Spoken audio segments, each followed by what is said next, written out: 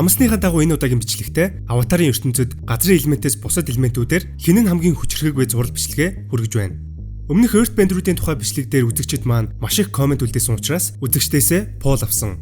Мэдээж хамгийн их санал авсан галын элементээр энэ удаад хийх нэ. Харин дараагийн дугаартаа агаар, ус гэсэн дараалалаар явах юм. Мөн энэхүү чагсаалтанд аватаруудыг тооцохгүй, тооцмааргүй байгаагаа дахин нэг дурдъя.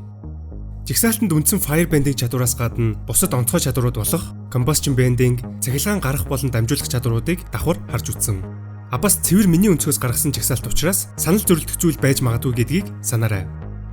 Сэдврүүгээ орох юм энэ бичлэгийг бүтгэж тусалсан Unitel-д баярлалаа. Зуны улирал эхэлж, аялал зугаалга, хөгжмийн наадмууд гээд дурсамжаа хуваалцахад мэдээж их хэмжээний дата хэрэгтэй. Unitel-ийн зүгээс 50 GB датаанда 50% амьдрал зарлжээ. Хэрвээ та Unitel-ийн хэрэглэгч бол энэхүү урамшууллаа идэвхжүүлээд датаандаа санаа зовлгүй хүсснээрээ дурсамжуудаа хуваалцаарай. 50 GB датагаа авахдаа та бүхэн Toki application, Unitel-ийн application болон бүх төрлийн банкны аппуудыг ашиглан төлөх боломжтой. Одоо харин бичлэгтээ орцгоё. Галын элемент нь бусад 3 элементтэйгээ харьцуулахад хохирол учруулах хэмжээгээр арай илүү. Тийм ч учраас хүч чадлыг бэлэгддэг. Fire is the element of power. The people of the Fire Nation have desire and will. Энэхүү бичлэгдэр дурдах дөрүүдийн ихэнх нь эсрэг дөрүүд. Энэ нь мэдээж The Last Airbender-ийн гол эсрэг тал галын ус байсантай холбоотой. Гэхдээ тэдний зан төлөвтэйч бас холбогдож болно. Миний санахаар Airo-гоос бусад ихэнх Firebender-ууд сэтгэл зүйн хувьд докторгүй, эсвэл харилцааны тал дээр асуудалтай байдаг. Нэмээд их хэмсэг, амбицтай, зарим нь бүр түргэн зантай. Яг л гал шиг.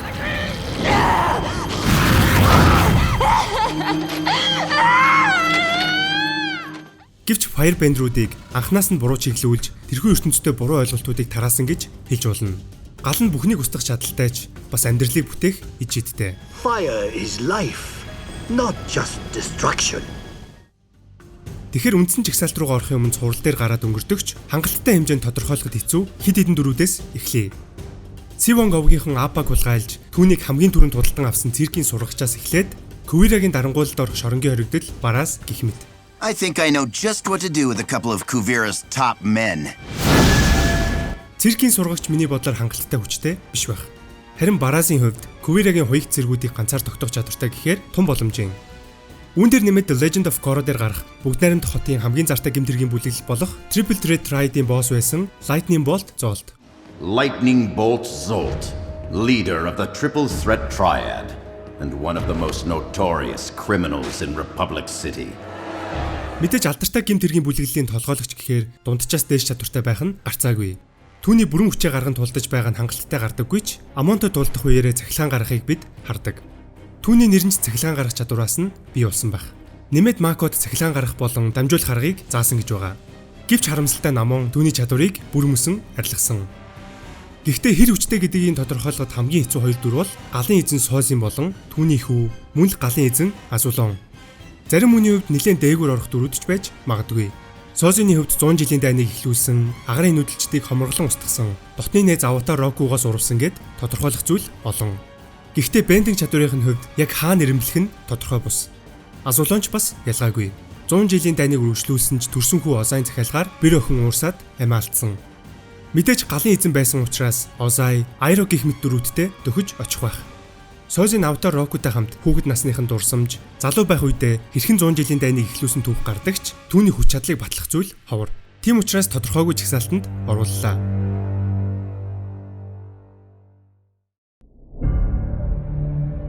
Monkey бол нэгэн цагт галын эзэнд хүчин зүтгэж, галын усын айрамд хурандаа цолыг хашиж байсан нэгэн. Түүний удирдлагад ор газрын хаант улсын олон хот тосгод нуруусан гэдэг. Харин айрамаас гарч Rough Rhinos гэх чөлөөт багийг бүрдүүлэн галын усаас төлбөртэй даалгавар авч ажил гүйцэтгэх болсон. Colonel Monkey and the Rough Rhinos are legendary. Each one is a different kind of weapon specialist. Мөн Jet-ийн тосгоныг устгаж эцэг эхийг нь хороосон хүн бол Monkey-гээр өдөрдүүлсэн Rough Rhinos байсан юм. Гэвч Firebending чадварын хувьд нэлээд доогуур орох болов гэж бодож байна. Харин түүнтэй хамт доод түвшинд оруулсан дүр бол миний хувьд цувралын хамгийн ядаргаатай, дургуун өрмөр эсрэг дүр Captain Zhao. It's Commander now. Zhao бол маш ухаантай, дургуун өрмөр эсрэг дүрээс гадна чадварлаг Firebender. Зукотой хүртэл энэ тэнцүү тулдаж байсан удаатай. Уг нь бол хамаагүй дээгүүр орж болохоор дүр. Гэхдээ зүгээр дургуун болохоор доогуур оруулсан юм. Эсвэл өөрийн арга ухаан хүчээрээ албан тушаал ахиж Waterbender-уудад маш том гар цохирлыг авчирнгээ алдсан. Гэвч буруу зүйлээр оролцсон хүн эцэст нь таарах шангаа хүртдэг.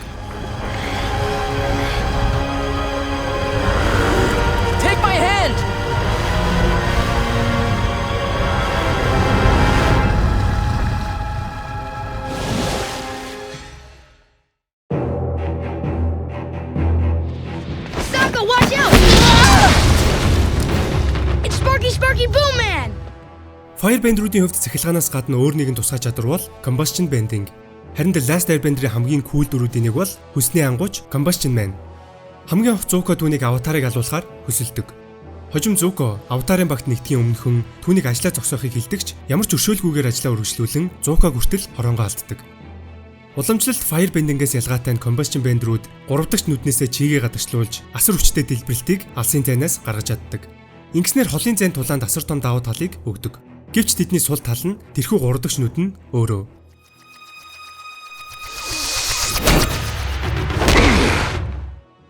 Combustion Man-тэй адил чадвартай бас нэгэн дүр бол мэдээж Red Lotus-ийн гишүүн Flea. Захирийн дурлалт бүсгүй зартай алуурчин. Миний хувьд Flea Combustion Man-ээс чадварын хувьд арай илүү гэж боддог. Мөн Combustion Man-ээс ялгаатай нь хүчирхэг багийн гишүүдтэйгээс гадна илүү багаар ажиллах чадвартай. Дөрөвхөн гишүүнээс бүрдэх Red Lotus ямар том гар цохирлыг The Legend of Korra дээр учруулдгийг надаар хэлүүлтгүй мэдэж байгаах. Мөн түүний дэлбэрэлтүүд нь арай илүү оновчтой. Тэрээр Combustion Bending-ээс гадна уламжлалт Firebending-ийг хүртэл ашиглахыг Zafo дэх тулаанаас хардаг. Зөвхөн түүн зориулж хойд туйлд асар хүйтэн мөсөн ууланд Kingdom барьсан байдаг. Харамсалтай нь Beifong гэгч дүүс нийлэн Flea аватарын түүхэн дэх хамгийн харгас эрсийн үхлээр хороодгийг санаж байгаах.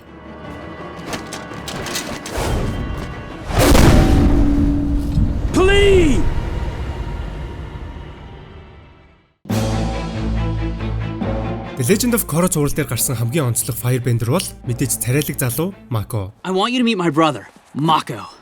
Mako? Wow, I heard you play on the radio. Улаан өмхийн өрөн багийн Pro Bender Mako ямар ч эргэлзээгүй чадварлаг Firebender. Хүүхэд байхдаа дүү боолонтой хамт Triple Threat Riding гишүүн байсан бөгөөд цахилгаан гаргах, удирдах, дамжуулах техникүүдийг ч бас эзэмшсэн. Цахилгаан нь галын улсын нууц техник байсан бөгөөд тухайн хэд зөвхөн дээд буюу язгууртнууд л суралцах боломжтой байсан ба бусад Firebender-үүдэд хаалттай байсан гэдэг. Харин галын улсын дарангуйл зогсож бүгд найрамд тоход хүртэл болсноор энэхүү техник харьцангуй дэлгэрсэн. Гэвч хийж чадах бендерүүд ховор хэвээр л байдаг. Харин цахилгаан гаргах чадвартай цөөн бендерүүд бүгд найрамд тохотын цахилгаан станцад ажилладгийг бид хардаг. Mako Korra-тай төвхтэй харилцаатай байсан ч түүнтэй хамт Pro Bending-ийн нэг баг болж мөн түүний аватарын адал явдалд хамт аялдаг. Нэгдүгээр бүлэгт чадвараа алдахын алдад Амоныг цахилгаанд цөхөөлж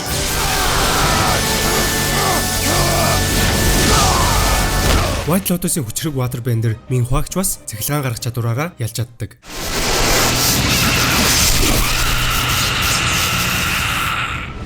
Хожим авиас чадвараа ашиглан цагдаагийн албыг хүртэл хашсан.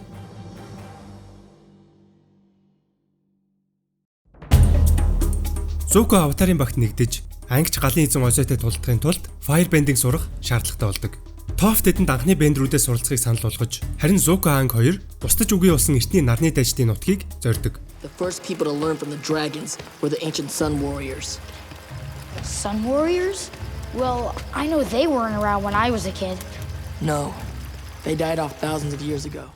Гэвч тэдний нутаг дэвсгэрт очих үед амьд үлдсэн цөөн нарны дайчид тэднийг угтдаг. Who's down there?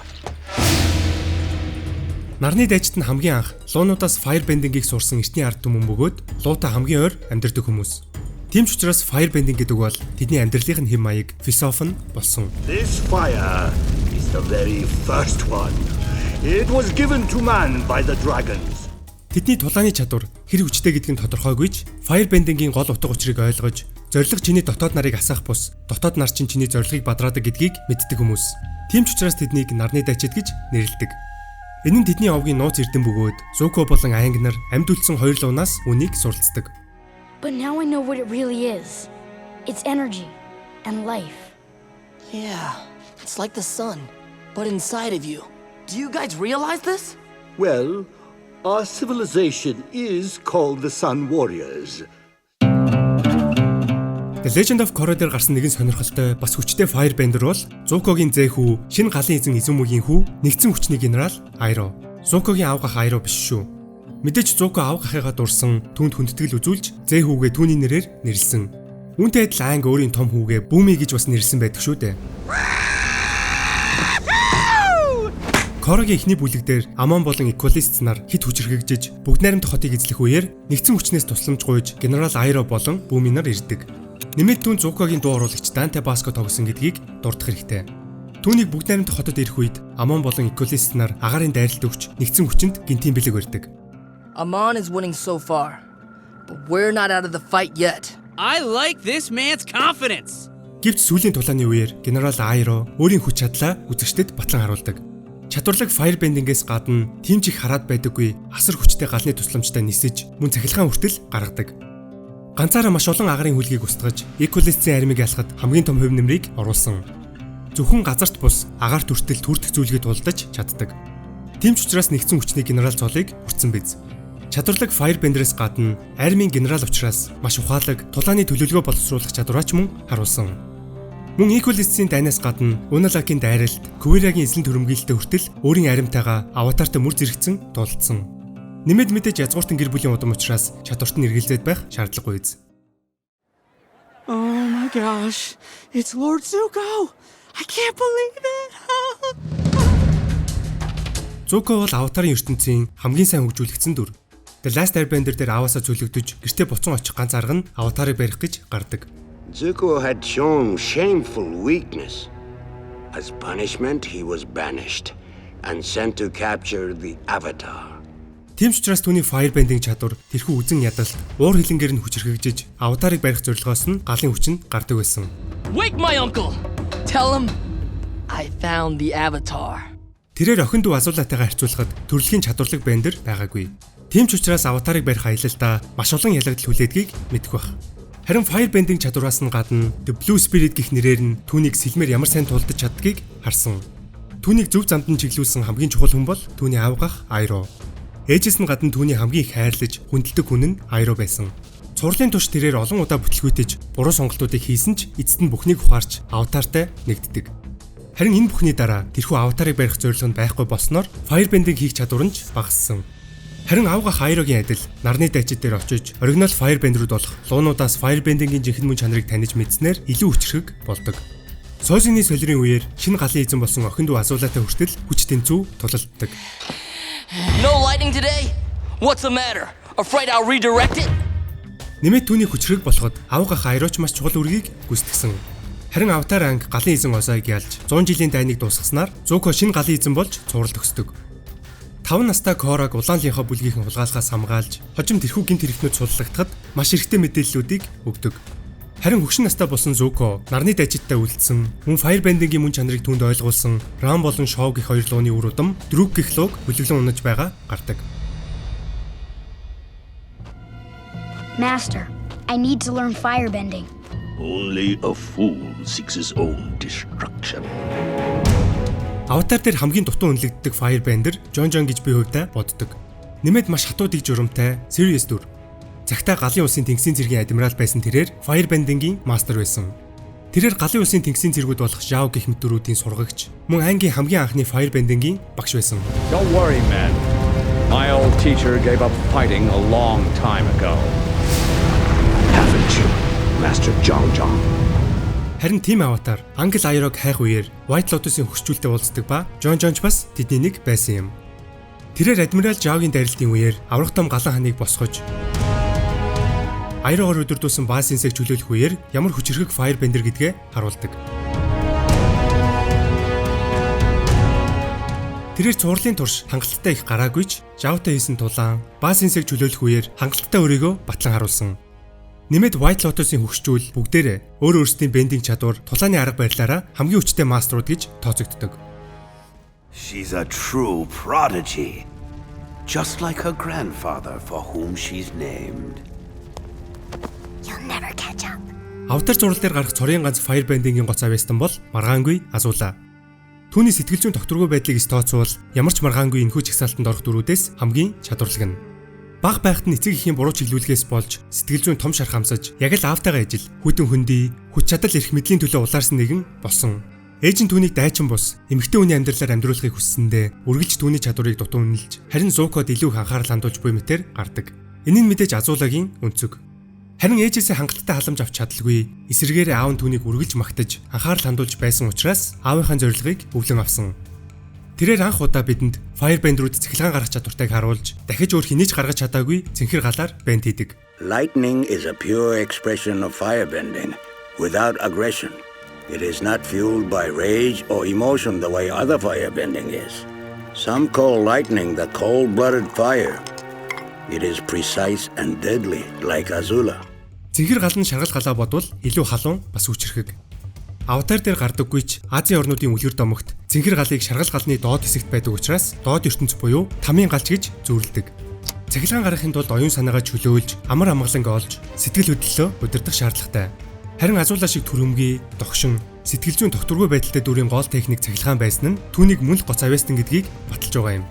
Мөн түүнийг ямар аимшигтай, хүнийг манипуляц хийж, өөртөө уруулан ашиглах чадвартайг гаргадаг. She's terrifying and inspirational at the same time.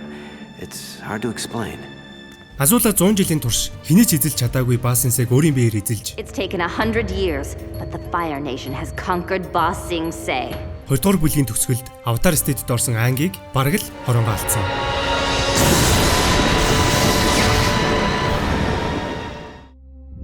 Харин миний хувьд хамгийн хүчрхэг хоёр Firebender бол Созины ач, Азулооны хөвгүүд болох Галын эзэн Озай, Өрнөдийн луу хочид Айро. Гэхдээ энэ хоёр дүрээс хамгийн хүчтэй гэж бодож байгаа нь миний хувьд Айро.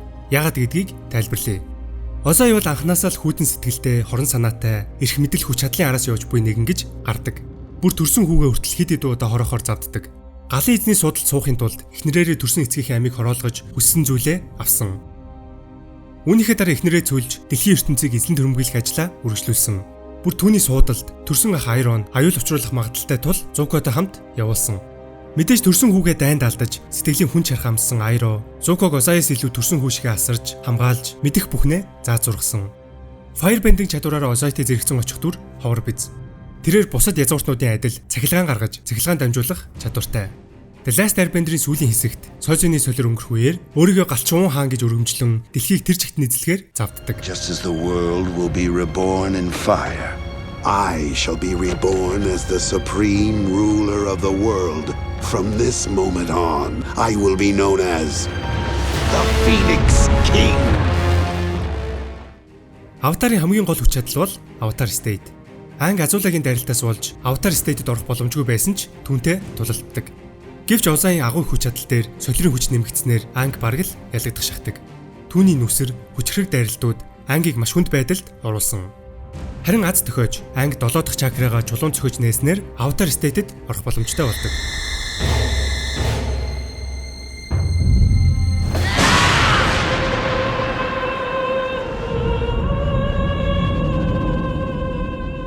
Avatar State-д орсон Ангитай хэсэг хугацаанд тулалдсан ч Аватарын тэрхүү агуу их хүч чадал хүчин мөхсдөж Energy Bending хийж сурсан Ангид Firebending чадвараа арилгуулж хийсэн бүхнийхээ төлөөсийг амссан билээ.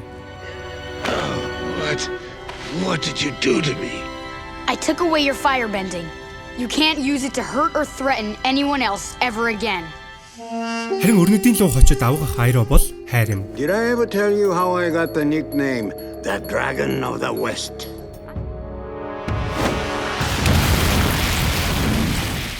Хүн бүрийн амьдралд Айро шиг зөвлөгч байдаг ч болоосой. Түүний хэлж буй үгс бүр Зукот үдэггүй, үзэж буй бидэнд ч асар их сургамжийг өгч чаддаг. I know my own destiny, Uncle. Is it your own destiny? Or is it a destiny someone else has tried to force on you? Миний мэдхээр хамгийн тайван, өөр суурьтай, бас байраас Firebender. Түүнийг галын улсын гиндад хорих үед хэрхэн нууцаар бэлтгэл хийж, өөрийгөө бэлтэн тэндээсээ оргодгийг санаж байгаах. Тэрээр Zuko Aang нараас өмнө хамгийн сүүлд нарны дайч дээр очиж, оригинал Firebending маструуд болох Ram болон Shaun луунуудаас галын элементийн жинхэнэ мөн чанарыг суралцсан. Харин луунууд болон нарны дайчдыг хамгаалахын тулд хамгийн сүүлийн лууг хороосон гэж худал хийлэн Өрнөдийн лууг их очийг авсан юм. Iroh was the last outsider to face the Masters. They deemed him worthy and passed the secret on to him as well. Тиймээс Озайс илүү Firebending-ийн философи, мөн чанарыг ойлгодог. Бусад элементүүдийг хүртэл судалж, Waterbending-ийн онцлогоос цахилгааныг хүлээн авч дамжуулах техникийг өөрийн биеэр суралцсан. Айро өөрийн биеэр Озайг ялах боломжтой байсан. Ялна гэдэгтээ 100% итгэлгүй ч ялах магадлал нь маш өндөр. Харин түүнийг яллаа гэд Аватар түүнийг ялснаас илүү утга учир тэнцвэртэй байдлыг хорвоо ертөнцид авчирч чадахгүйгээ мэддэг учраас White Lotus-ийн нэрэн дор нууцаар энэ бүхэнтэй тэмцэж байсан. Even if I did defeat Ozai, and I don't know that I could, it would be the wrong way to end the war. History would see it as just more senseless violence, a brother killing a brother to grab power. The only way for this war to end peacefully is for the Avatar to defeat the Fire Lord. Харин эцсийн дулаанд White Lotus-ийн хүчзүйлийг цуглуулan Ba Sing-сийг чөлөөлөх үеэр Озайс дутгааргүй хүчтэй гэдгийг хизээч нурж байгаагүй ханыг ганц дайралтаар нурааж байгаагаас нь харж болно.